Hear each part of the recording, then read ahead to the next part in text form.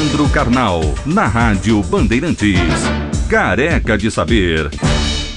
Às 5h31, boa tarde, professor Carnal, tudo bom? Boa tarde, tudo bem? Boa tarde aos nossos ouvintes. Tudo bom, professor? Tudo bem, e você? Tudo bem. Posso começar, Thaís? Sim, começa, depois tem uma pergunta aqui também.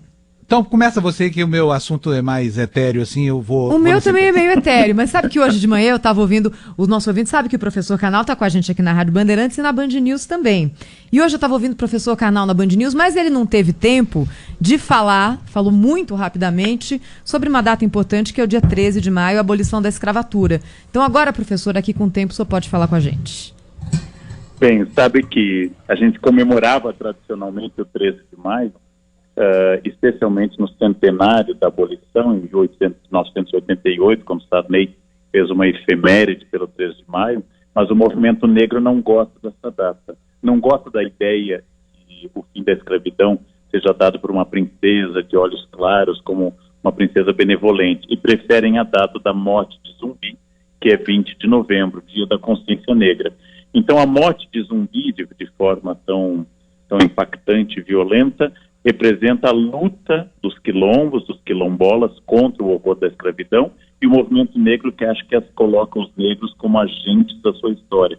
Enquanto que a princesa aboliu um momento da história em que a escravidão já era apenas 5% do total da população negra, os próprios escravos e mais abolicionistas tinham feito entrar em colapso do sistema da escravidão. Mas a luta por essa memória é uma luta interessante. A estátua que está no Museu Mariano Procópio, ainda fechado nesse momento, da princesa Isabel redimindo os negros com correntes partidas, a ideia de a redentora que nos passaram na escola, o movimento negro prefere cultivar a ideia de um movimento autônomo negro de resistência à escravidão. Professor, boa tarde. Sim. Cláudio Humberto, boa tarde, Cláudio. Olá, boa tarde, Thaís, boa tarde, Fábio. Oi, Cláudio. Professor, assim, eu acho que talvez seja interessante tirar uma dúvida, assim, porque que o movimento negro prefira essa alternativa, né, de comemorar a data principal do movimento negro, que é o falecimento de Zumbi. Acho que o senhor, como um grande historiador que poderia nos esclarecer. Zumbi existiu mesmo, porque já me falaram de Zumbi que viveu 400 anos, todas coisas muito improváveis. Esse Zumbi que morreu nessa data, de que Zumbi nós estamos falando? Não, tirando a rainha Elizabeth, ninguém dura 400 anos, né? A única pessoa que dura é Elizabeth II, né? Palmares teve vários líderes, mas os dois principais são Ganga Zumba, que é o grande organizador, especialmente da capital de Palmares Macaco, mas é também o organizador da defesa. Zumbi é o guerreiro final que enfrentou as tropas de Domingos Jorge Velho. Há um cadáver de Zumbi, do líder Zumbi, não temos uma imagem real dele. A maneira trágica como ele foi morto mostra essa fúria e a acusação final contra a memória dele. E tudo isso é uma ideia de que provavelmente, sim, dados os depoimentos da época, Zumbi existiu. Como todas as personagens históricas, nós temos dúvidas sobre ele. Mas mais importante que a veracidade de Zumbi, que nós temos o corpo, a exibição da cabeça dele durante dias em praça pública, ele foi castrado, seu pênis foi costurado dentro da boca. Todo esse procedimento, ele mostra uma fúria contra a rebeldia da maior resistência à escravidão, foi o sistema de quilombos lá na Serra das Palmas, ou seja, em Palmares, na época Pernambuco, hoje Alagoas. Porém, nós temos muitos quilombos pelo Brasil. Só para lembrar, o mais importante quilombo do Rio de Janeiro era um local afastado da corte, que era o Leblon, era o quilombo do Leblon. Lá os escravos se refugiaram contra a escravidão. E quando a princesa assinou a lei, ela ganhou uma camélia branca, um dos símbolos do quilombo do Leblon. Mas essa ideia de que a gente quer diminuir a figura do Zumbi, ela não é tão importante como imaginar que os negros resistiram de forma direta e armada, matando senhores de terras, matando escravocratas, fugindo em massa, provocando aborto, se matando ou simplesmente se recusando a adotar as normas e regras, como Saint-Hilaire, um grande viajante que esteve no Brasil no 19, disse que os negros se recusavam a buscar lenha à noite, alegando espíritos da floresta, quando na verdade nós hoje sabemos que era uma maneira de resistir à escravidão e ao trabalho extra à noite, alegando superstições. Professor, tem uma pergunta aqui para o senhor. Olha só, a gente tem sido muito patrulhado, principalmente nós, comunicadores sociais, estamos aí sujeitos a expor o que nós fizemos o tempo todo. Nas redes sociais, toda vez que eu abordo esse assunto, tem uma saraivada de críticas e eu quero aproveitar o seu conhecimento para orientar a minha posição aqui. Talvez isso sirva para todos nós. Você quer me cooptar, né? Não, eu quero que o senhor me oriente. Dependendo do que o senhor disser agora, eu vou mudar aqui uma palavra. Nós tivemos em 2004 a criação do vocabulário enfim, um decreto que o Lula baixou, do politicamente correto, que expressões que não deveriam ser usadas por ninguém, especialmente em documentos públicos, né? Aí eu estive algumas vezes com o Frei Davi, que é uma das lideranças negras de mais importância no país hoje, e ele me disse o seguinte, que a questão do negro no Brasil não é o genótipo, é o fenótipo, é a aparência.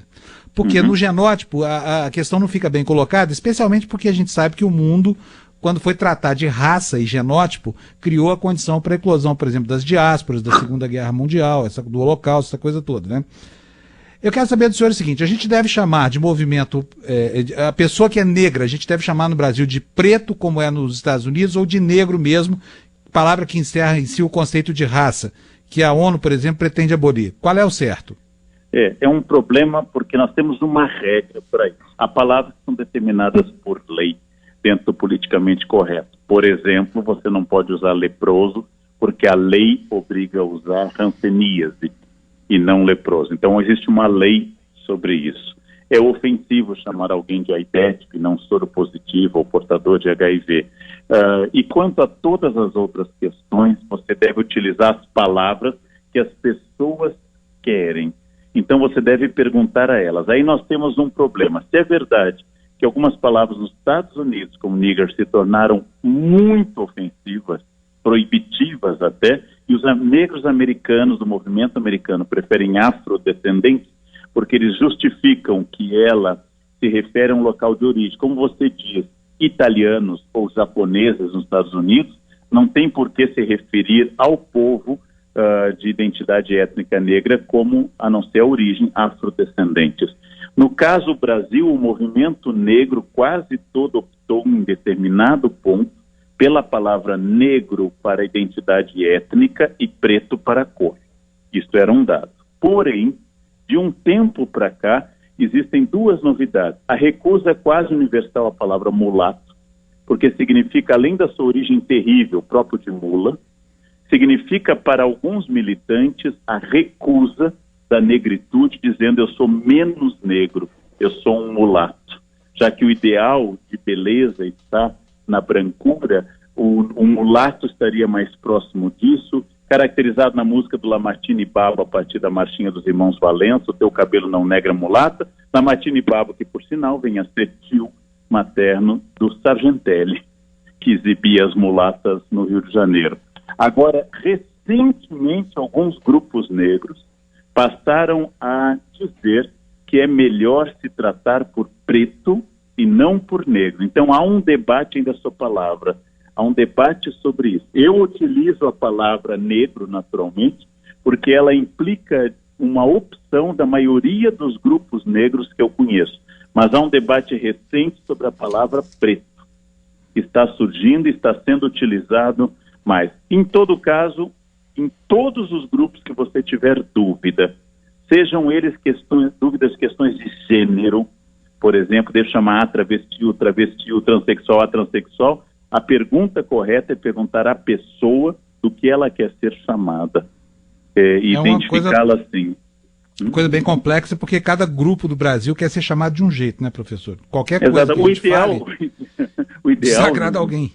É que nós, na verdade, não chamássemos ninguém por nenhum nome. O ideal seria que nós chamássemos as pessoas de seres humanos. Agora, se é para classificar alguém pela quantidade de melanina, eu acho que é bom perguntar às pessoas. Eu utilizo o negro pelo contato que eu tenho com diversos grupos na universidade e fora dela. Porém, existe esse debate hoje, debatendo rejeição de mulato, rejeição de outras palavras. Nos Estados Unidos é muito claro. afrodescendente é o melhor. Aí vem aquelas brincadeiras com o politicamente correto, chamado às vezes de fascismo da língua, que o bolo nega maluca tem que ser chamado de bolo afrodescendente com problemas psiquiátricos específicos, né? Aí são exageros. No Rio Grande do Sul, o nosso popular brigadeiro é chamado de negrinho. Então eu já vi esse fora de colegas que chegam num bar do centro e queriam comer 2 negrinhos, apontando para os brigadeiros que estão ali. Então, tudo isso faz parte, a gente não pode exagerar no controle da linguagem, mas as palavras ferem. As palavras ferem. E no caso específico do vocabulário que você fez referência, eu considero ali uma coisa ruim, que é uma tentativa do Estado também de controlar a linguagem. Isso eu acho ruim. A linguagem não pertence ao Estado. Ela não pertence aos gramáticos. A gramática é o túmulo da língua, não é o berçário da língua. Então é o uso que vai determinando esse tipo de questão. Muito bom. Professor Leandro Carnal, volta conosco aqui ao longo da semana no Bastidores do Poder. Obrigada, professor. Um beijo. Eu que agradeço. Até logo. Uma boa noite para todos.